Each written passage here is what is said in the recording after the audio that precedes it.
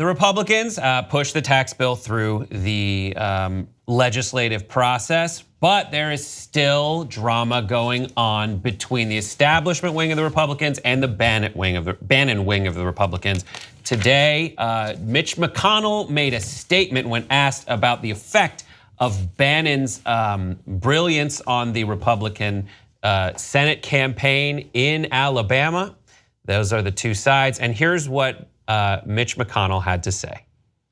Do you blame Steve Bannon for Doug Jones being elected in Alabama? Well, let me just say this. The political genius on display, throwing away a seat in the reddest state in America, is hard to ignore. Just that response. I mean, he knows he's got a good one. We did a modified version of that clip. Let's take a look at the response of Mitch McConnell to Mitch McConnell when he's done with that burn. Take a look. Do you blame Steve Bannon for Doug Jones being elected in Alabama? Well, let me just say this. The political genius on display, throwing away a seat in the reddest state in America, is hard to ignore.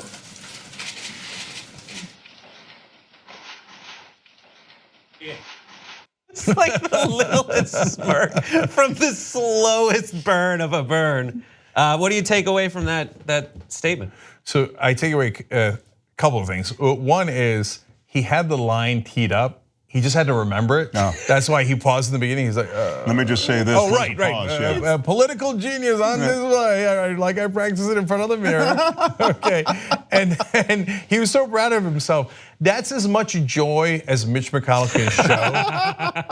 Like there's not much joy left in Mitch McConnell's heart.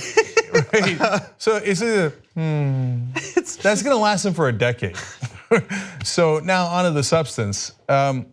Look, I think, so I said this during the election, somebody did Oppo research on Roy Moore, of course, right? And so when the Republicans were saying, oh, why right before the election? Yeah, right before the election, because somebody did Oppo research on Roy Moore. And I'd always assumed that it was the Democrats because they didn't release it during the primaries when it could have helped Republican Luther Strange. They released it, and by released it, I don't mean the press. The press didn't, like they go and give it to the press. The press does independent work. As Project Veritas, the clowns, conservative right-wing clowns found out, turns out if you give them nonsense, as they tried with Washington Post, they're like, yeah, no, that's not true. We tried to check it and it isn't true. So you give them true stuff, the press then does their own research, but it's a thing called opposition research in politics, it exists. But Mitch McConnell hates Steve Bannon and his wing so much, I think there's even some chance that the establishment Republicans did the Oppo research, and knowing that they already have 51 votes and that's all they need for the tax cuts, that maybe, just maybe, it's just speculation, that he might have buried Roy Moore to send a message, not just to Steve Bannon, but to anyone who would dare try to take on an establishment Republican. So they could say from now to forever, hey, remember Roy Moore? Remember when you try to take on what the incumbents in the establishment told you about, there's a heavy price to pay, so don't ever do that again.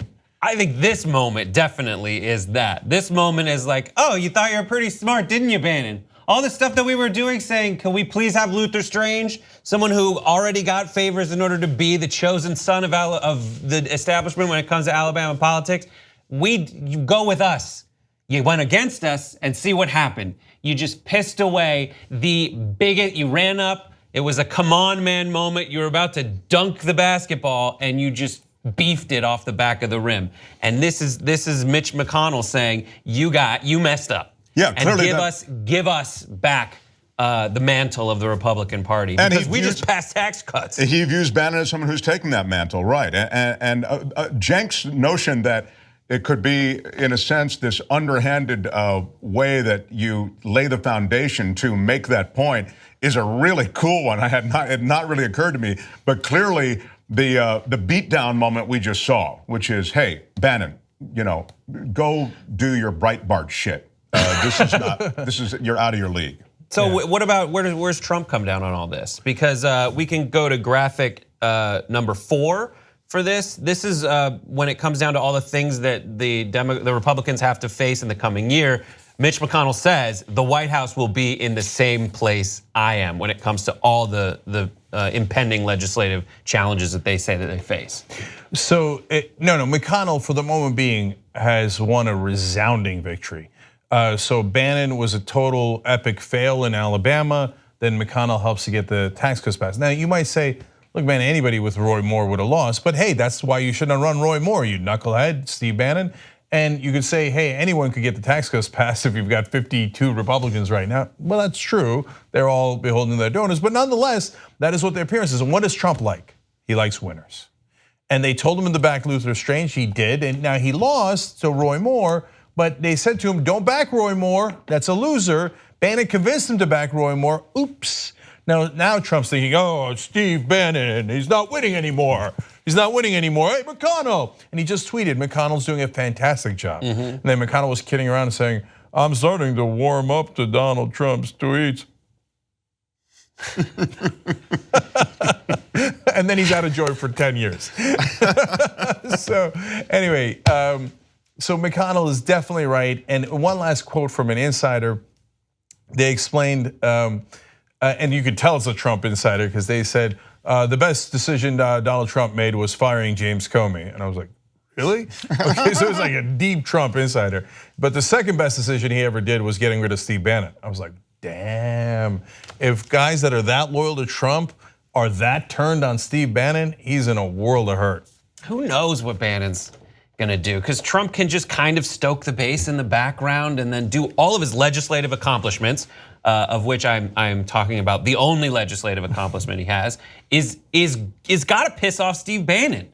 If you look at what Bannon stands for, it is 100% in the service of everyone around him in Washington, and that is the McConnell wing. That's the only way that Trump has seen a victory. However, the victory that Trump won to win the White House was thanks in large part to Steve Bannon. And Trump, the winner of the election, is Steve Bannon's guy and not Mitch McConnell's guy. Mitch McConnell would have chosen somebody else. 2 points. One is that he is, we've learned, very much in touch with Steve Bannon. Now, Steve Bannon's star may be fading, as Cenk's saying. I mean, he's not winning lately.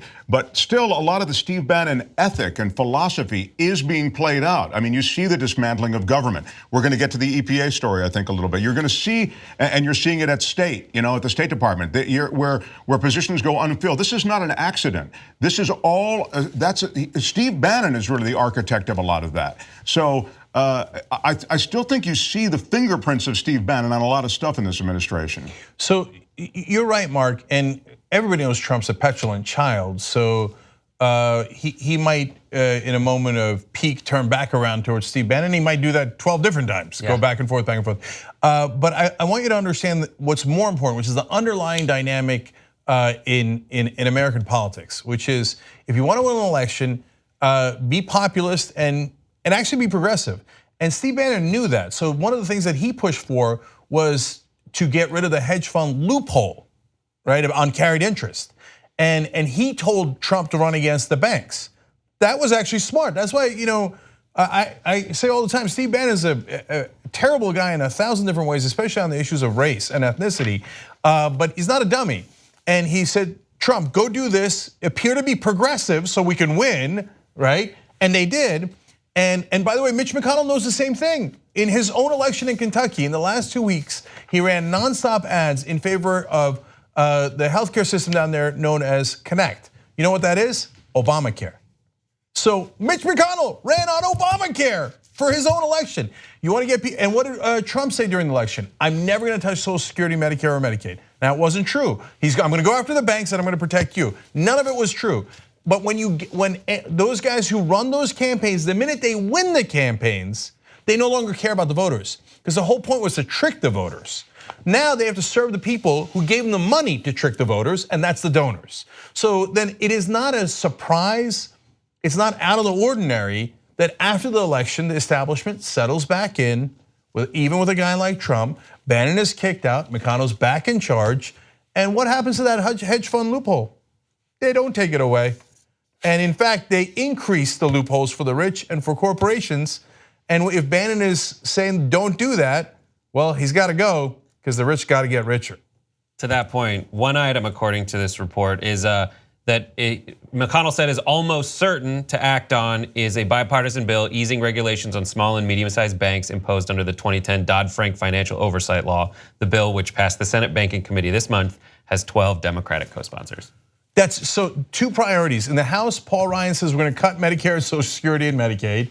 And in the Senate, McConnell says that's his next top priority is to help the banks. To help the banks. And to my point about the donor class always wins no matter what, 12 Democrats have already signed on to it. Exactly. Because they've got the same donors. You just watched the video by the Young Turks, the home of the revolution. If you'd like to get the full show, come join us and become a member. tytnetwork.com/join.